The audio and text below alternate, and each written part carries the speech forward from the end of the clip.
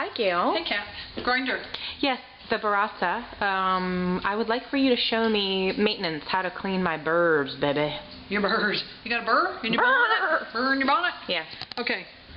I'm going to take this out, too. Okay. That's that new thing, that portafilter holder. Turn it all the way to 0, or actually to 40. Okay. And then it comes out. Okay. Take this out. Take that off. And then dump them beans. Oops. Hit the timer here. Now, in that position, by turning it all the way over to 40, you can actually take these burrs right out. Oh, cool. Right? Okay. And so, you just mostly want to clean them. Take a brush to them. Get a good brush. Clean them out. Yeah. You do. I mean, people don't want to put them in the water, I assume.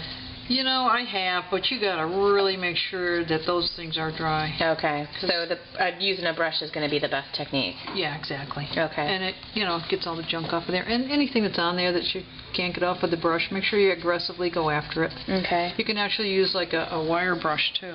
Okay. Or like a little Brillo pad, maybe without water or something. Yep. Okay. And then in here too, you want to get it all loose. I don't know if you're going to be able to see. Okay.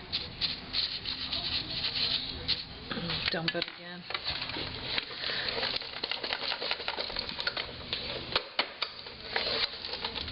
Could you use a little compressed air to blow it out in there? Yeah, okay. We use that in the shop back there. We use compressed air. Okay. Anything you can get, any little probe or whatever that'll get. See those little paddly things down there with the white? Yes. Yeah. Those, the coffee gets into those and that goes around and that's what sends it down the chute. If those get all clogged up, then it's not going to come It's not going to out. send it down the chute. Okay. So, you just want to get as much out of there as you can. Loosen it and dump it. And then, is there a regular rule of thumb people should keep in mind around how often to replace their burrs, or is that just going to be use-based or bean-based, or? It's years. Years. Years and years and years, unless a rock. I got it. Yeah. Yeah. In your coffee bean bag. And then it's immediately. Exactly. Okay, cool.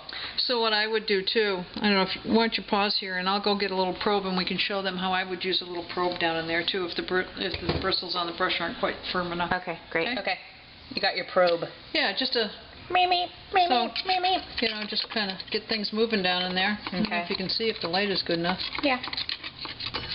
So you're just breaking up some of the stuff that's kind of down around those little notches. Those little fins. Okay. Now, we'll dump that.